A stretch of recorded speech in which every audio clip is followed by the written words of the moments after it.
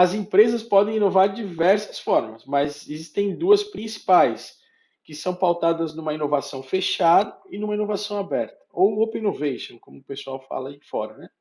Então, assim, a inovação fechada, ela tem uma perspectiva na qual a inovação ela se desenvolve a partir dos experts que estão dentro das empresas. Isso era muito comum nos 10, 20 anos atrás, uma empresa ter uma área de pesquisa e desenvolvimento, e nessa área de pesquisa e desenvolvimento, a empresa definia o que o mercado ia consumir.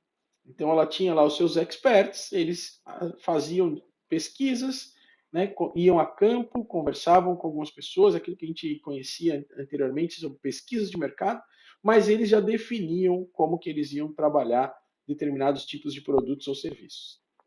Então, esse modelo é um modelo de inovação fechada, na qual fazia poucas trocas com as pessoas, com o ecossistema e com as ações. Os experts eram aqueles que ditavam o que seriam as tendências ou o que seriam as inovações ao longo de um tempo. Um outro formato, que é um formato um pouco mais contemporâneo, ele se dá na perspectiva de que eu preciso escutar todas essas pessoas, todos os stakeholders, né, todos os atores envolvidos dentro daquele ecossistema ou os atores envolvidos naquele determinado problema.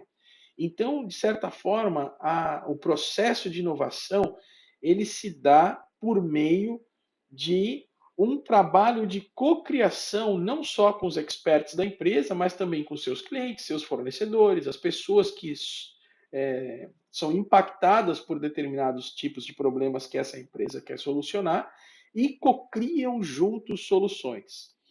A diferença entre uma e outra, né? A diferença é que em tempos atrás, e algumas empresas ainda fazem isso, né? A inovação fechada ela ditava o que o mercado tinha que consumir. A questão é que hoje a gente já tem uma certa restrição ou um novo comportamento de consumo que faz com que as pessoas estejam mais seletivas na hora do seu consumo, ou seja, reflitam mais sobre o que estão consumindo. E isso faz com que as empresas não consigam mais ditar o que o consumidor deve fazer. Né? O poder está hoje na mão dos consumidores. Então, o consumidor é que, em virtude dessa facilidade, né, que se tem pelas tecnologias de informação e comunicação, pela internet, pela globalização, então eu que sou a pessoa que escolhe o que eu quero comprar, diferentemente de alguns setores ou de alguns momentos históricos onde eu tinha apenas uma ou duas empresas que tinham determinados produtos e serviços e eu não tinha muita escolha. Né?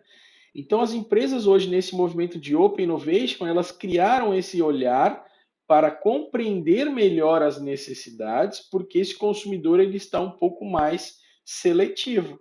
Ele observa um pouco mais, ele avalia um pouco mais, ele seleciona um pouco mais, ele se identifica com determinado produto, determinada marca, determinado propósito dessa organização. Por isso, a importância das empresas de compreenderem a necessidade de ouvir os seus consumidores e de criar soluções para determinados tipos de problemas reais e que não sejam problemas da cabeça de alguém dentro da empresa, para que essas identificações, essas análises e essas construções, principalmente, possam ser junto com o consumidor.